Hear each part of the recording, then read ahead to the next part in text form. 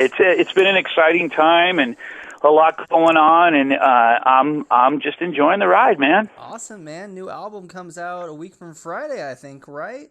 One A sided week from Friday, yeah. one-sided war. And I gotta tell you, I think I was bugging my fiance last night because I listened to this thing like 4 times while we were in bed last night when she was trying to sleep. And so she's heard it a lot too now. And we both absolutely love this record. I mean, this is a Michael Sweet album. I mean, good God, you knocked it out of the park on this thing. I love it. Oh man, thank you, buddy. It's you go into an album, it's investing so much into it, and you hope and pray for the best, and you hope everybody gets it. That's what I did with this album. I'm excited about it. So far, everyone else is excited about it, but obviously the real test is once it comes out and the world hears it. We'll see what people say, man. It's an exciting album. It really is. Yeah. I mean, and the guys you brought in for this record are, I mean, how can you not go wrong with Joel, Ethan, Will? Yeah. Exactly. I mean, one thing I wanted to ask you about is bringing in guitarists like Joel and Ethan. I mean, that makes 3 guitarists on this record. Did you just get to kind of take a break from guitar, or is this a 3 guitar attack? You know what it was, man? The original plan was for me to kind of highlight my guitar playing on this album. And to be honest, what happened was I started working out guitar solos, and I just started feeling like it was sounding more and more like a Stryper album. Okay. And not that that's a bad thing. It just, I didn't want to go down that road too much. Yeah, there's always going to be qualities because of my voice and my tone and my style of writing and whatnot. But I, at that point, realized, like, you know what, let's bring in some different flavors and really shake this up a little bit. Okay. And the first 2 guys I thought of were Ethan and Joel. Yeah. And it was just, it was a no-brainer. I mean, I did also have, to be honest, I had Nuno lined up, Nuno Bentoncourt. Okay. And Nuno was going to play on a couple of tracks as well, but he was working on an Extreme album and it didn't work out. But we were moving forward with that as well. But you know what? It worked out for the best. Ethan killed it. Joel killed it. I'm doing some soloing on here. I'm doing all the rhythms. And, man, it's a guitar fest. Absolutely. It really is. I mean, Ethan alone, I mean, he's not obviously not as well known as you and Joel, but I feel like he is one of the greatest guitar players in the world. Absolutely. He should be. Yeah. Ethan should be. I'll tell you what, look, it's not to say that he won't be, because I think when those doors open, it's going to explode, and he's going to be revered as that and known as that. But if you were to put put him in a time capsule and send him back to 1982 or 3, yeah, he'd be a guitar god. Oh yeah, in a heartbeat. I mean, it's a different world. Oh, absolutely. Now, he fits in so well. He's got that style and. Absolutely, he's got little flavors of George Lynch, little flavors of Steve Vai, a little Yngwie. I mean, he's got all those great qualities, but he's got himself as well. He's got his own unique style. Yeah, he really does. Another one I want to talk about is Mariah. You bring her in on "Can't Take This Life," I believe, the last track, the different version. I mean, talk about an amazing vocalist. She's young too. I mean, how did you find her for this? How did you just settle on her? Well, I did an acoustic show out in New York, and she opened for me. Okay. First time I ever heard her, and I got to tell you, it was the only time in the history of my life that I've come out of the dressing room probably 10 times to watch and hear the opening artist. I was blown away by her. And she was singing Heart. She sang Skid Row. She sang Hailstorm. Wow. Evanescence. And she was just killing everything. She's a powerhouse. She sings from the gut, man, and she's like just got this loud rock voice, and I have not heard anything like that in a long time out of a 15-year-old. Listening to her vocals on the song, she's got kind of that raspy. She reminds me of a Lizzie Hale almost with her vocal style. Yeah, totally. Rough, gritty. It's just kick you in the ass, just metal rock. female vocals. Totally. And she loves Hailstorm. It's one of her big influences. But I mean, you should hear her live. I mean, because live, you know, she'll throw in even more grit and power, and you're just going, what in the world? You know, she's so good. So good. That's awesome, man. I mean, yeah, there's not, I mean, as always, and there's not really a weak song on this record. One song that really stands out is Radio, and I know that talking to you in the past, you grew up with a bit of a country background with your dad, and then you did. You did Heart of Gold on "I'm Not Your Suicide," the Neil Young cover. I mean, how much did your childhood background influence, you know, doing a song like Radio? Is they got that blues country vibe? Well, you know what, man, it's a parody and kind of poking fun at guys that wake up and decide they're going to go to Nashville and become country guys, rock guys. Yeah. Obviously, like Steven Tyler and Bret Michaels and myself. I mean, I had a country song on my last album. I wasn't trying to become a country guy, but I mean, I've dabbled in that. But I grew up around country, man. Literally, my mom's from Oklahoma. Her whole side is country. She used to travel with her mom and her aunt doing Gunsmoke live back in the 50s, okay, 50s and 60s. And my dad wrote a #1 country song in 78. Mm-hmm. They were managed by Mike Curb. I played on my dad's country sessions when I was a kid. I mean, I know country. Yeah. Okay, old school especially.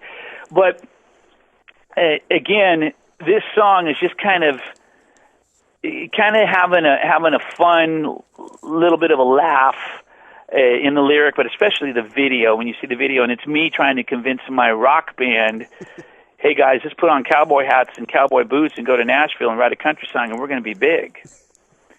and that's kind of the point of the song, and it's supposed to be funny. You know what I mean? I love it. And that's why I did it. I wanted to have a fun song on the album. I don't typically do stuff like that, so I thought it'd be really different to do that, and I was just feeling led to do it, man. Nice. The video hasn't been released for that one yet, has it? No, it's coming out next week, probably Wednesday. Okay, I don't remember. I follow a lot of your stuff pretty closely, and I don't remember seeing the video yet, so I'll make sure I watch for that. And I tell you, it's the best of the batch, dude. It's hilarious. That's awesome. I mean, the Michael Sweet sense of humor is it's great. I mean, it's... Well, it's funny. It really is. It gets the lyric point across. And, you know, the only thing is I'm wearing a cowboy getup for the whole video. Nice. So I'm sitting there watching the video. All the other guys look cool in rock and roll, and I'm in a cowboy hat and cowboy boots and a country and western shirt, and I'm kind of thinking, dang, man, I wish I was looking rock and roll too, you know, but it's funny. It really is. Going off subject with the sense of humor, I remember seeing you, my dad and I were at the show at the Surf Ballroom a few years ago out in Clear Lake, Iowa, and I remember you pointed out that somebody had one of the, I think, In God We Trust or To Hell with the Devil vinyl record up, and you mentioned the picture on the back of it and how just everything's changed, kind of poked fun at it a little bit. It was great. I love it. Yeah, dude. I mean, I'm always poking fun at everybody, and that's just my sense of humor. I poke fun at myself more than anyone. Yeah. And you know, if you can't laugh at yourself and laugh in life, then you know, you got issues. Exactly. You really do. One thing I wanted to talk about is you took some time in between I'm Not Your Suicide and Truth between studio records. Right. But now it's only been 2 years in between records. Is it safe to say that we can look for some just a regular basis Michael Sweet solo material from here on?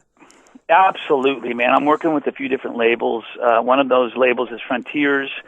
Another label is Rat Pack Records. I just recently worked with I'm Not Your Suicide with Big 3. So I've got a number of labels I work with, and the goal right now, we're doing another Stryper album in February, another Sweet and Lynch album right after that. Ooh, all right. And then I'm guessing by late 17, I'm going to go and record another solo album for an latter part of 18 release. Okay. So here we are looking at 16. So every couple of years, I'd like to release a Stryper album and or a solo album and or a Sweet and Lynch album or some other group for that matter. Okay. Awesome. Speaking of Sweet Lynch with George, I mean, the Classic Dawkins lineup is doing some shows. I mean, being we're so close to George, how cool is that to see that that lineup doing some shows I think together? it's great. I think it's great. I know for a long while there, as everyone else knows, for the most part, they weren't able to figure it out and make it work. And I was even asked to be a part of the TNT. Excuse me, the TNN. Yeah, TNN. Thank you. Yeah. I'm thinking of TNT because I just talked about TNT 5 minutes ago. But TNN, Tooth and Nail, they asked me to be a part of that, and I was thrilled. Obviously, I'm doing the Sweet Lynch thing with George, so there's the connection there. Yeah. But to see them, work things out with the original lineup, I applaud. I think it's fantastic. Yeah. And I think that's what fans want to see, It's the season for it, especially with GNR doing their thing. I mean, it's the right time for a lot of these lineups to kind of reunite and do something for the fans. I mean, Absolutely. I think it's awesome. I love it. And if you do it right, no question. You got to do it the right way, though. There's a right way and a wrong way, and I think they're doing it the right way. So I agree. I couldn't agree with you more. And without naming names, it breaks my heart sometimes to go to a show and see a band up there. And you know who I'm talking about. See a band up there where there's one original guy or there's no original guys. Yeah. It's tough. And the people are enjoying it, holding up their beers and singing along because it's all about the songs. Yeah. But at the same time, it's kind of deceiving, It is. It's always tough, especially somebody my age. I mean, I grew up listening to a lot of the bands from that era, and when I go to this, I'm kind of a purist. I want to see the original lineup. The songs are good, Of course, but I want to see the original lineup. The singer, guitar player, bassist, and drummer. I mean, it's not always going to happen. Maybe one guy here and there is okay, but there's certain positions that you shouldn't mess with. Yeah, and I mean, obviously it's out of everybody's control if someone passes away, Exactly. But when you go and see a band, and literally, I mean, there was one band I saw, there were no original people on the stage. What's the point? And I was just sitting there watching it. Yeah, they sounded amazing, but I'm thinking to myself, this is just weird. It is. Retire the name, change the name, or do a playoff of the name. So strange. But anyway, I can guarantee you that will never, ever, ever happen with Stryper, ever. It hasn't happened yet, and it's over 30 years now. So yeah, we had a different bass player for a while, but you know what? We will never go out with just one guy or no guys. It's never going to happen, ever. Yeah, exactly. One thing I wanted to ask about is, times have changed a lot, and doing solo material now and having a solo career now for you personally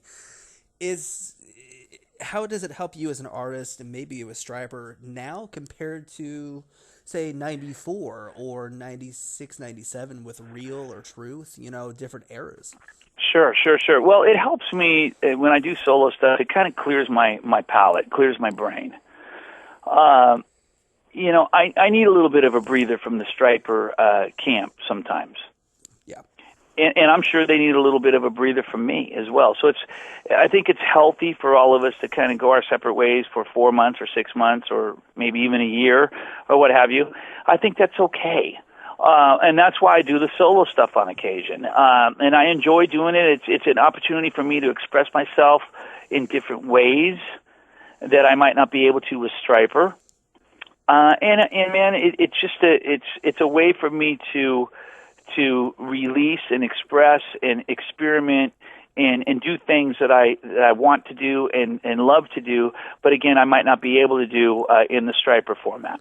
Okay, awesome. Yeah, I think every artist kind of needs that outlet a little bit. I mean, a song like Radio or Heart of Gold, exactly. or even Only You may not necessarily work on, especially not now with records like Fallen and exactly right. Perfect example. Radio would never work or fit on the last two Stryper albums and probably future Stryper albums. So, and I love songs like that. Yeah. I do too, and it's heavy and riffy, but it's just a different style. And man, I love it. And I write that kind of stuff all the time. Right, exactly. I feel like, especially with your solo material, especially going back to the self-titled, you have written some of the, in my mind, I could be biased, best ballads ever. Whether it be Honestly or Forever Yours or Someday. There's not a lot of ballads on this record. There's maybe one or two that could be seen as a ballad. Was it important to go heavier on this record? Kind of like you did with Yeah, I mean, the one ballad on this album is called Who Am I? Yeah. And it is, quote unquote, a ballad, but it's a guitar ballad. Yeah, it's not like a ballad like Honestly would be. No, it's not a piano or keyboard ballad at all. It's definitely guitar, in your face, rocking. Yeah. And, you know, one of my favorite ballads of all time, at least I consider it a ballad, is, remember the Loverboy song, It's Over? Yeah, yes. I love that song. You know, and it's got that, you know, and that was an inspiration behind this song, Who Am I? Mm-hmm. Just those power chords in your face, but yet it's still a ballad. But I love ballads. I grew up on bands like Journey. Yeah, yep. Journey's one of my favorite bands of all time. Yeah. Survivor. I love Survivor. Yeah. So, you know, there's nothing like a really well-written, good ballad. But unfortunately, the problem with ballads is sometimes there's some really sour ones, too. Yeah, I'll agree with you on that. That are corny and goofy, and that's the thing that's kind of put a little bit of a damper on the word power ballad, words power ballad. Yeah, there's a few of them out there I can think of that it's like, it's good, but... Exactly. Yeah. But man, you know what? Look, I can tell you this. On the next Stryper album, there will be a ballad, for sure. And there's always going to be a ballad, because that's a side of us that we all love. We love ballads, and when they're done right, we love them even more. So there will be one on the next Stryper album. There will be one on the Sweet Lynch album. I'll always have one on my solo albums. On this album, obviously, there's not a piano, lighter side ballad, but there will be in the future. Awesome. And going back to the guys that you brought in for this record with Ethan, Joel, Will, musically, how do those guys strengthen you as a songwriter and a musician, bringing guys like those guys in, especially Will? Oh, man. I mean, so much. I mean, because, you know, here's the thing. You know, when you're producing and you're writing and playing on an album, it's nice to have outside ideas and bring in different flavors to the meal that you're making. And, you know, Joel and Ethan obviously brought that, and Will, everybody involved, obviously brought that to the table. I'll never forget when I sent Radio to Joel. I didn't have the chorus hook line riff or Who Am I? That little guitar part that's in there. And I said, dude, just, you know, add some hooks. And he sent me back these hooks, and he took them both to a completely new level. Awesome. So he really brought a lot to the table. And then obviously his guitar solos, Ethan's guitar solos, just are out of this world. They are. I mean, it's amazing. All of his records are mainly instrumentals. I mean, yeah, incredible. Incredible. And you know, it was an honor to work with guys of that caliber. Like Joel and Ethan, and obviously Will Hunt drumming on it, and I got John O'Boyle on bass, and then I've got this Mariah Formica singing. I mean, I'm really blessed, man. I mean, to have people who are that talented, who are as excited about working with me as I am working with them, it's humbling. It really is. That's awesome. And I've got to ask you, today, officially announced, you guys put it on social media yesterday, the 30-year anniversary tour. Dates have been announced. Finally, we got dates, cities. How important is the To Hell with the Devil 30th anniversary tour for you guys with the original outfits and all of that to do the record in its entirety? Well, it marks, you know, and really highlights the significance of that album. That album allowed me to be here talking with you. Yeah. I mean, it took us from clubs into arenas. We had our first ever top 20 singles off of that album. We went from under gold status to multi-platinum status. Mm-hmm. And it's not so much that it's about the numbers, but in today's world, it is about the numbers. Yeah. You know, that's what broke the band. That album, period, alone, by itself. So it's a big deal for us, and we're celebrating 30 years of that album, and we're going to go out and show people that missed out on those days and that time, give them a little glimpse of what it was like in the heyday with the outfits and all the yellow and black and playing the album in its entirety from start to finish. It's going to kind of give people a taste of what it might have been like to see us back in 1986 or 87. Awesome. I mean, I would have loved to see you guys back then. I mean, and I've seen you guys twice now, but there's a couple songs off that record, obviously, that you guys maybe don't play now, maybe that you've never played before. Is there any that you're like, do we have to relearn that song or anything like that? Well, the two songs that we obviously had to rehearse when we got together in Vegas a few months ago, a little more than others, were Holding On and Rocking the World. Oh. Those two songs needed a little more run through, but you know what, man? It's just going to be fun to play the whole album. And we've been out playing To Hell with the Devil, Calling on You Free, More Than a Man for years. Yeah. It kind of, I don't want to say played him to death, but we played him a lot. But it's going to be fun to play the whole album from start to finish. We've never done that before. It's going to be awesome. Hopefully, it's going to be great. I'm hoping I'll be able to get. There's a couple of shows that are close to Indy, and maybe there'll be an Indiana show announced in the future. But if not, I think Peoria, Chicago, Louisville, or Hazard definitely got to catch. So absolutely, I think we've got just over 25 dates announced as of today. But we're going to be adding. We're trying to add upwards of 40 to 50 shows. Okay. So there's going to be quite a few more announced very soon. Okay, awesome, man. Hopefully able to get out there and catch one of those shows. But until then, I will be listening to this I'll be listening to One Sided War probably on repeat until the release date, and a little more after that. Well, man, you know what? I'm pumped, and I'm just thrilled to still be making music, and that people want to hear it and are as excited as I am about it. And I want to remind people, too, about we're doing something a little different. I did a video yesterday about it, and in 100 physical copy CDs, we've got what's called a golden ticket. Okay. And whoever gets one of those has the opportunity to win something really cool, even a guitar. So it's really exciting, man. And it's really weird because I got people coming to me left and right saying, man, I've never heard of that before. It amazes me that that's apparently never been done before. I don't know, man. It's kind of weird. But that's awesome. It's really cool. It really is cool. And people were saying it reminds them of the Willy Wonka chocolate bar. And it's kind of cool, man. It makes things exciting, you know? I love that idea. That's awesome. I'm gonna have to go buy a physical copy next Friday. I got to do it. I gotta get. You might get a ticket, man. And if you get a ticket, there's a number on it, and then you'll call that in, and you'll figure out what you won. Okay. Awesome.